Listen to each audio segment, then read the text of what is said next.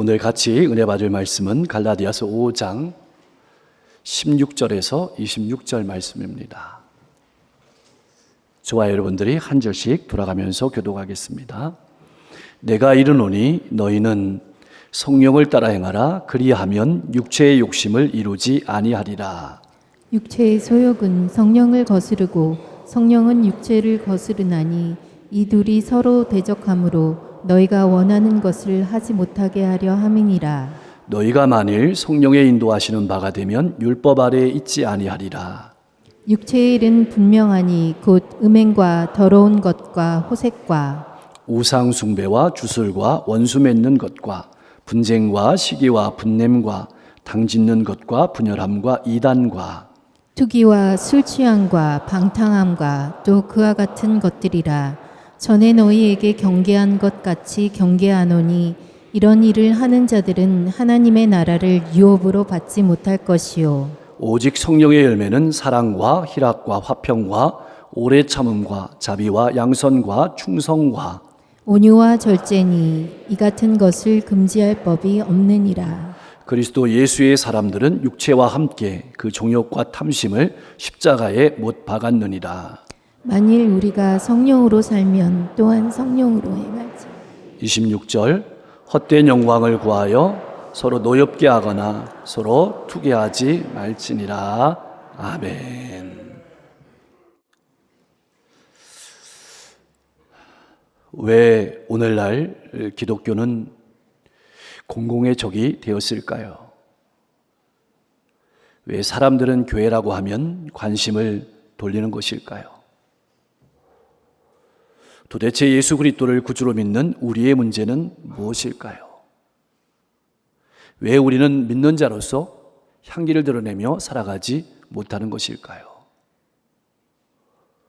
그렇다면 어떻게 하면 성숙한 그리스도인으로서 건강한 교회로서 이 시대를 복음으로 불밝히며 살아갈 수 있을까요? 우선 믿음의 사람으로서 우리가 잊지 말아야 될 것이 하나 있습니다. 과거에 우리는 죄의 종이었으나 이제는 하나님의 자녀라는 분명한 사실입니다. 이 사실을 너무나도 쉽게 잊어버리기 때문에 구원받은 사람으로 성숙하고 건강한 삶을 살지 못하고 자꾸만 과거에 믿지 않았을 때 삶으로 되돌아가는 겁니다. 내 마음대로, 내 뜻대로 내가 옳다고 생각하는 삶으로 돌아가는 겁니다. 그래서 믿는 사람과 믿지 않는 사람의 차이를 나타내지 못하는 겁니다. 이것이 우리 믿는 사람들의 아픔입니다. 예수님을 믿기 전에 우리의 주인은 죄였습니다. 내가 내 인생의 주인이었습니다. 그래서 내가 하고 싶은 대로 하고 살았습니다. 비교하고 시기하고 교만하고 절망하고 미워하는 것이 우리의 삶이었습니다. 그것이 자유롭게 사는 삶인 줄 착각했습니다. 그런데 예수 그리스도를 나의 구주로 영접함으로 우리는 하나님의 자녀가 되었습니다. 다시 말하면 주인이 바뀐 겁니다. 이제는 예수님께서 나의 주인이 되신 것입니다. 그래서 성령님이 내 마음에 와 계십니다. 신앙생활이란 무엇일까요? 옛 주인인 육신과 새 주인인 성령께서 싸우시는 싸움의 현장이 바로 신앙생활입니다. 옛 주인인 육신을 따라 사느냐 아니면 새 주인인 성령을 따라 사느냐가 매일 우리가 마주하는 현실입니다. 그래서 신앙생활은 날마다 이 싸움을 싸우면서 성장하고 성숙하는 것입니다. 우리의 옛 주인인 육신은 온갖 피조물과 사람을 바라보게 합니다. 동경하게 합니다. 사모하게 합니다. 그리고 그것을 높입니다. 그러나 새 주인인 성령님은 예수님을 바라보게 합니다. 예수님을 닮아가게 하고 예수님을 따라가게 합니다. 문제는 성령님께서 주시는 감동으로 살아가는 것이 가장 좋은 길인 줄 알면서도 우리의 육신은 자꾸만 다른 마음을 불러일으킵니다. 그래서 우리의 마음에는 싸움이 날마다 일어나는 겁니다. 내가 하고 싶은 대로 살려고 하는 싸움입니다. 이 싸움이 우리 일평생 신앙 가운데 벌어지는 겁니다. 그래서 우리 신앙의 싸움은 무엇을 안 하는 싸움이 아닙니다. 무엇을 하려는 싸움입니다. 하는데 내가 하고 싶은 대로, 내 마음대로 하고 싶은 싸움입니다. 이 주도권 싸움이 끊임없이 벌어지고 내 인생의 전쟁터는 육신의 열매들로 가득하게 되는 것을 우리는 교회에서, 소그룹 공동체에서, 그리고 가정과 이웃에서 경험하게 됩니다. 나는 어떻습니까? 그런데 영적으로 신앙인들이 착각할 때가 많습니다. 마치 내가 결단하기만 하면, 마음을 잡기만 하면 언제든지 육체의 욕심을 버릴 수 있을 것이라고 생각합니다. 그렇게 말합니다. 당당해야 합니다. 수련회를 통해서, 기도회를 통해서 나를 비우기만 하면 언제든지 하나님을 기쁘시게 할 수 있다고 생각하는 신앙인들이 많이 있습니다. 그 생각은 우리의 신앙생활을 수련으로 바라본 겁니다. 아닙니다. 오직 육체의 욕심을 버릴 수 있는 것은 성령께서 주시는 감동을 따라서 행하는 것, 다시 말하면 성령의 인도함을 받으며 성령을 모시는 삶이 되어야 한다고 본문 말씀은 분명하게 이야기하는 겁니다. 기억하십시오. 우리가 육신의 열매가 맺히는 것은 신앙생활을 못해서가 아닙니다. 내가 육신을 따라 살아가기에 육신의 열매가 맺어지는 것입니다. 그러기에 믿음의 사람들이 세상 사람들 가운데 조롱이 되고 비난이 되는 것입니다. 사랑하는 성도 여러분, 나는 어떻습니까? 성령을 따라 살아가고 있습니까? 아니면 육신을 따라 살아가고 있습니까? 나의 삶에는 어떤 열매가 맺어지고 있습니까? 왜 우리 신앙생활이 피곤하고 지치는 것일까요? 여러 가지 이유가 있겠지만 열매가 없기 때문은 아닐까요? 솔직히 말하면 육신으로도 얼마든지 신앙생활할 수 있습니다. 대표적인 사람들이 유대인들입니다. 유대인들은 육신으로 율법의 종노릇을 했습니다. 그들은 자신들이 그렇게 열심히 안식일을 지키고 율법을 준수하는 것이 하나님을 사랑하는 것이라고 믿었습니다. 그러나 그들이 그렇게 믿었던 것은 결국 종노릇이었습니다. 하나님을 사랑해서 그렇게 한 것이 아닙니다. 자기를 나타내려고 그렇게 열심히 한 것입니다. 그렇게 육신으로 율법의 종노릇 하는 것을 하나님을 사랑해서 하는 것이라고 착각했던 것입니다. 바울 사도가 그랬던 사람이었습니다. 나는 어떻습니까? 나의 신앙에는 이러한 모습은 없습니까? 나는 하나님을 사랑하기 때문에 예배하고 있습니까? 아니면 습관을 따라 예배하면서도 하나님을 사랑해서 예배한다고 착각하고 있는 것은 아닙니까? 우리의 착각은 예배당에 나오는 것만으로 성령을 따라 잘 살아간다고 생각하는 것입니다. 기억하십시오. 육신으로도 얼마든지 내 결심과 의지에 따라서 예배하고 봉사할 수 있습니다. 그렇다면 어떻게 하면 교회 안에서 서로 사랑으로 종노릇할 수 있을까요? 그것은 오직 성령으로 가능합니다. 타락한 육신의 생활과 멸망의 길을 피하고 풍성한 성령의 열매를 맺기 위해서는 반드시 성령의 인도하심을 따라야 한다고 본문은 말씀하고 있는 것입니다. 17절 말씀은 우리 신앙의 실존을 적나라하게 보여주는 말씀입니다. 성도의 내면에서는 육체의 욕심과 성령의 욕심이 끊임없이 충돌을 일으키고 있습니다. 육체의 욕심은 성령을 거스리고 성령은 육체의 소욕을 제어하려고 합니다. 그 결과 성도는 행동함에 있어서 양쪽의 견해를 받습니다. 양쪽의 생각을 받습니다. 그래서 원하는 것을 쉽게 이룰 수가 없게 되는 것입니다. 그래서 바울 사도는 이런 자신의 상황을 이렇게 탄식하며 고백했습니다. 로마서 7장 24절 말씀입니다. 우리 같이 한번 읽어보겠습니다. 오라 나는 곤고한 사람이로다. 이 사망의 몸에서 누가 나를 건져내랴. 여러분 꼭 기억하십시오. 육신의 소욕을 이길 수 있는 유일한 길은 성령 하나님의 도우심을 받는 길 뿐입니다. 자, 19절 말씀해 보니까 육체의 일은 분명하니 이렇게 기록되어 있습니다. 분명하다는 말은 우리가 잘 아는 것처럼 눈에 띈다는 것입니다. 분명하게 드러난다는 것입니다. 우리의 옛 본성인 자아는 잘 드러나지 않는 것 같습니다. 눈에 띄지 않는 것 같습니다. 은밀한 것 같습니다. 그러나 결국은 분명하게 드러난다는 것입니다. 우리의 육체를 통해서 우리의 말을 통해서, 우리의 행동을 통해서 반드시 드러나게 되는 것입니다. 그런데 육체로부터 나오는 모든 것들은 다양한 형태로 열매를 맺게 됩니다. 첫째로는 성적인 영역에서 맺어지는 육체의 열매가 음행과 더러운 것과 호색입니다. 음행은 성적인 부도덕도 아울러서 하나님과 더불어 다른 것을 사랑하는 것입니다. 더러운 것은 육체만 아니라 마음까지 포함한 성적인 죄악을 말합니다. 호색은 이러한 것을 즐기면서도 돌아보지 않는 것입니다. 부끄러워하지 않는 것입니다. 둘째로는 육체의 열매는 종교적인 영역에서도 맺혀지게 됩니다. 우상숭배와 주술입니다. 우상숭배는 뭔가 물건을 만들어 놓고 절에서만 우상이 아닙니다. 하나님보다 다른 것을 더 사랑하게 되는 것입니다. 주술은 우상숭배하는 자들이 만들어내는 미신적인 행위를 가리키는 겁니다. 셋째로는 공동체에서 육체의 열매가 맺어지게 됩니다. 원수를 맺고 다투고 시기하고 분내고 분열하고 분파를 만들고 질투하는 열매가 맺히게 되는 것입니다. 넷째로는 개인적인 삶에서도 맺혀집니다. 술 취함과 방탕함입니다. 내 삶은 어떤 삶입니까? 바울은 이미 육신을 따라 살면 반드시 이러한 열매가 맺혀지게 된다는 사실을 수차례나 경고했습니다. 그리고 이러한 일들을 행하는 자들, 믿음의 선한 싸움을 싸우지 않고 계속해서 육신을 따라 사는 사람은 하나님 나라를 유업으로 받을 수 없다는 사실을 분명하게 경고하는 겁니다. 네, 오늘 말씀에서 분명하다는 말은 누구에게나 잘 알려져 있다는 뜻이기도 합니다. 또한 이 말씀은 지금까지 믿음의 길을 잘 달려왔다면 이제 다른 육신의 욕심을 품지 말고 지금까지 그랬던 것처럼 성령으로 계속 인내하며 달려가라고 권면하는 말씀이 오늘 본문 말씀입니다. 사랑하는 성도 여러분, 나의 신앙은 어떻습니까?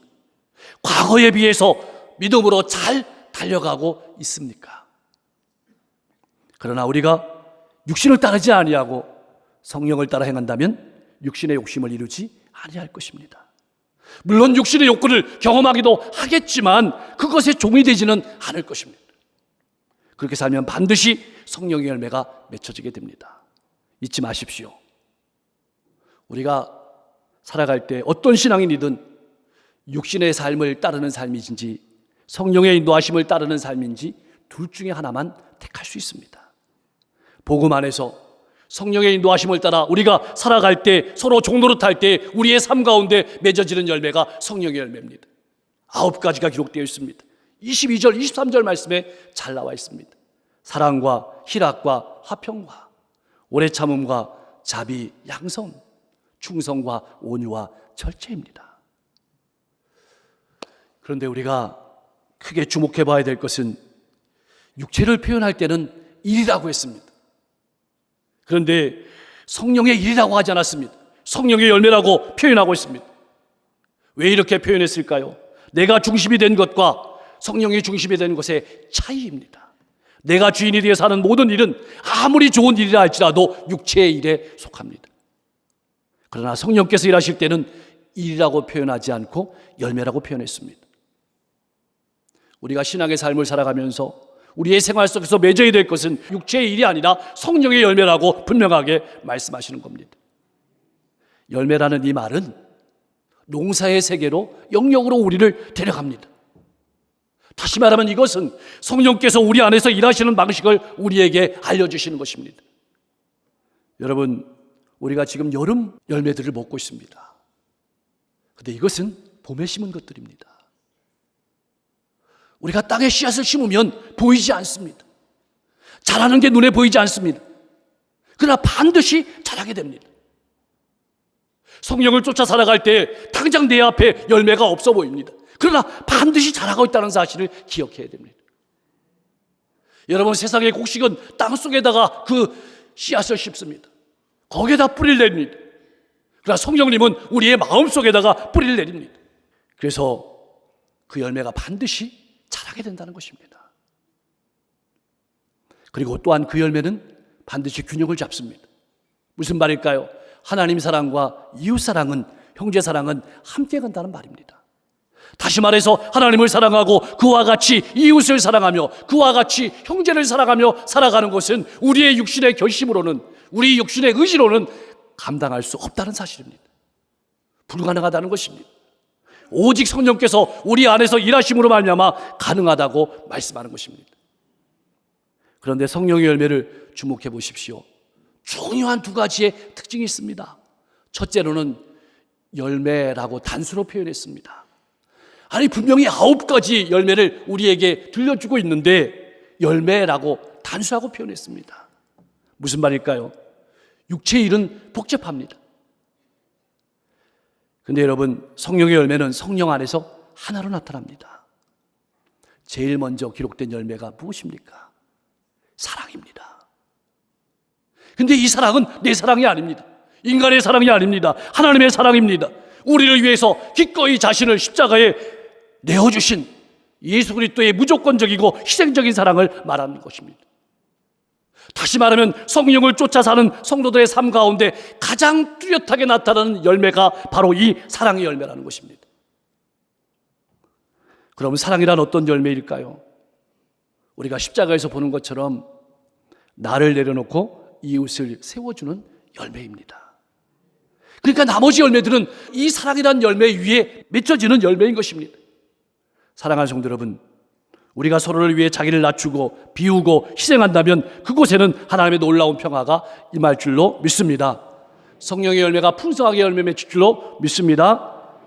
둘째로, 이 성령의 열매의 특징은 관계 속에 맺어지는 열매입니다. 육신의 열매는 이 겉에 맺어집니다. 우리의 입술에 맺어집니다. 근데 성령의 열매는 속 사람에게 맺어집니다. 그리고 관계를 풍성하게 합니다. 먼저 사랑은 우리를 구원하기 위해 십자가에 자신을 아낌없이 내어주신 예수 그리스도의 무조건적이고 희생적인 사랑을 의미합니다. 이 사랑 위에 희락이란 열매가 맺혀지게 됩니다. 이 사랑 속에 살아가는 성도들은 기쁨이 있습니다. 기쁨이 있으니까 화평하게 됩니다. 평화를 이루게 됩니다. 이렇게 하나님과의 관계 속에서 사랑의 열매를 맺은 성도는 세상 가운데서도 열매를 맺게 됩니다. 어떤 열매냐면 하나님의 심판을 바라보면서, 하나님께서 알아주실 것을 바라보면서 인내라는 열매를 맺게 됩니다. 원망하지 않게 됩니다. 그리고 다른 사람의 약점도 끌어안으면서 하나님께서 우리의 모든 흉악한 죄까지 용서해 주신 것처럼 우리도 다른 사람의 연약한 부분을 끌어안게 되는 자비의 열매가 맺히게 되는 겁니다. 나아가서 적극적으로 이웃에게 선을 행하고 진실하고 한결같은 삶을 살아가는 양선의 열매가 맺혀지게 되는 겁니다. 뿐만 아닙니다. 성령께서 맺으시는 열매는 내 자신에게도 열매가 맺혀지게 됩니다. 하나님의 말씀 가운데서, 하나님의 뜻 가운데서 신실한 삶을 살아가는 충성이라는 열매가 맺혀지게 됩니다. 그리고 하나님의 뜻에 복종하고 하나님의 뜻에 따라 자기 자신을 살아가는 온유의 성품이 길러지게 됩니다. 그래서 수많은 사람들을 너그러이 품게 되는 것입니다. 뿐만 아니라 육신의 욕심을 억제하고 하나님의 뜻에 따라서 걸어갈 수 있는 절제의 열매가 맺혀지게 되는 것입니다. 나는 어떻습니까? 본문 23절 말씀은 이렇게 증언하고 있습니다. 이 같은 것을 금지할 법이 없다. 세상의 어떠한 법이라도 복음의 진리를 막을 수 없다는 뜻입니다. 또한 성령을 쫓아 살아가는 성도들에게는 풍성한 삶의 열매가 맺힐 것이라는 의미가 함축되어 있습니다. 사랑하는 성도 여러분, 그렇다면 우리는 어떻게 살아야 될까요? 어떤 삶이 열매 맺는 삶인지 알려면 먼저 우리가 어떤 존재인지 알아야 합니다. 24절은 성도가 어떤 존재인지 분명하게 말해주고 있습니다. 성도는 육체와 함께 그 정욕과 탐심을 십자가에 못 박은 사람입니다. 우리 24절 말씀 다시 한번 읽어보겠습니다. 그리스도 예수의 사람들은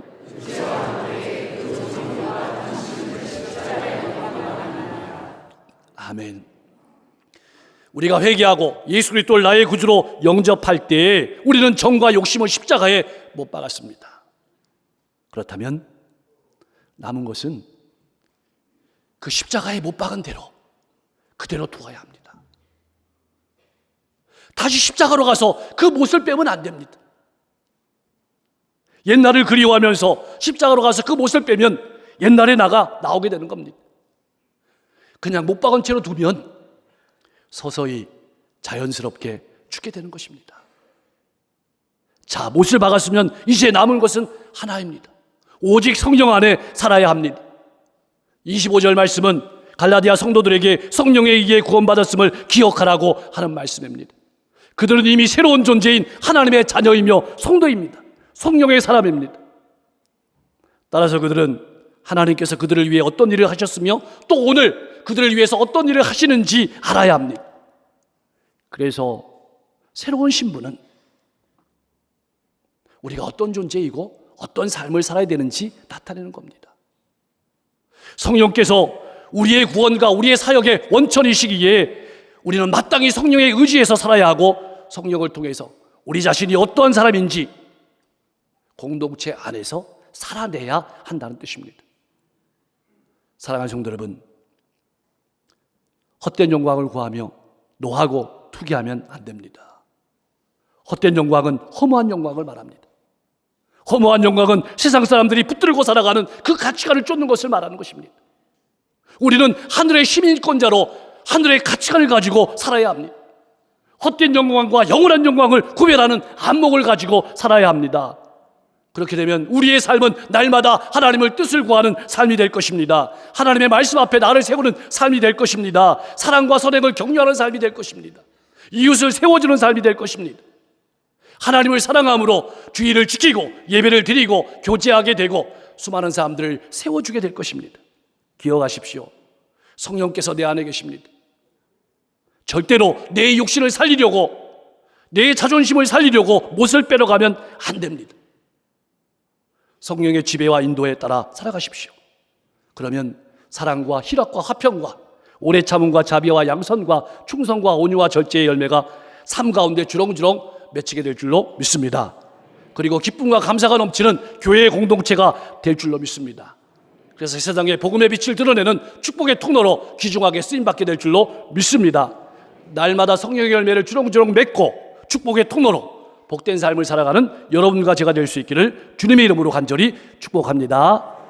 기도하겠습니다. 하나님 아버지, 성숙한 그리스도인으로 건강한 교회로 이 시대를 복음의 불을 밝히며 살아가게 하여 주시옵소서. 내 결심이나 육신을 따라 살아가는 신앙생활이 아니라 성령께서 주시는 감동으로 살아가게 하여 주시옵소서. 교회와 공동체 안에서 나아가 이웃 가운데에서 서로 사랑으로 종노릇하며 살아가게 하시고 많은 이웃들을 세워주는 삶이 되게 하여 주시옵소서. 하나님을 잘 섬기는 신앙, 공동체를 세우는 신앙, 오늘 주님께서 오셔도 부끄러움 없는 정결한 신앙인이 되게 하여 주시옵소서. 우리 눈에 보이지 않지만 성령님을 따라 살아감으로 하나님과 이웃을 사랑하고 기쁨과 평화가 넘치는 신앙, 하나님의 뜻을 바라보며 인내하는 신앙, 다른 사람의 약함도 끌어안는 자비의 열매와 성숙한 신앙의 열매인 충성과 온유와 절제의 열매도 풍성히 맺히게 하여 주시옵소서. 나는 내 정과 욕심을 십자가에 못 박은 사람임을 잊지 말고 오직 성령 안에 살아감으로 세상의 가치관이 아니라 천국의 가치관을 가지고 하나님 말씀 앞에 자신을 세우고 하나님을 사랑하고 내게 맡기신 영혼들을 사랑하며 축복의 통로로 복된 삶을 살아가게 하여 주시옵소서. 무더위가 계속되고 있습니다. 성도들의 영과 육을 건강하게 지켜 주시옵소서. 특별히 농사 농작물들 지켜주시고 우리 성도들의 가정이 행복한 가정이 되게 하시고 가정 천국을 이루게 하옵소서. 이 어려운 시대 가운데 우리 성도들의 사업장과 직장을 든든히 세워주실 뿐만 아니라 자녀들의 앞길을 활짝 열어 주시옵소서. 육신의 질병을 가지고 또 수술 전 수술 후에 있는 모든 성도들 위해서 기도합니다. 하나님께서 그 육신 가운데 그 아픔 가운데 외로움과 곤고한 가운데 친히 신방하셔서 만져 주시옵소서. 마음의 평안을 주시옵소서. 속히 회복되게 하여 주시옵소서. 청년부 수련회 기도로 열심히 준비하고 있습니다. 준비한 것들이 풍성한 열매 맺게 하시고 아버지 다음 세대 신앙인들로 이 시대를 지켜나갈 청년들이 많이 세워질 수 있도록 역사해 주시옵소서. 9월 1일 강릉시 기독교연합회 총동원 전도 주일로 지킵니다. 우리 마음속에 귀한 영혼들 품게 하시고 품었던 영혼들이 다 주님 앞에 나올 수 있도록 역사해 주시옵소서. 교회 안과 교회 밖의 사역들이 풍성한 열매를 맺을 수 있도록 역사해 주시며 이 어려운 시대 가운데 이 지역과 민족과 세계 열방을 이끌어가는 지도자들이 하나님을 두려워하고 국민을 존경하고 상생하는 정치를 하게 하시고 전쟁이 그쳐지고 평화가 정착되게 하시고 기근과 재해와 어려움 가운데서 구원해 주옵소서. 오늘도 하나님 아버지의 간절한 마음을 가지고 복음을 들고 한 영혼 한 영혼에게 다가가시는 선교사님들의 발걸음을 기억하시고 저들로 말미암아서 하나님 나라가 확정되게 하여 주시옵소서. 예수 그리스도의 이름으로 간절히 기도하옵나이다.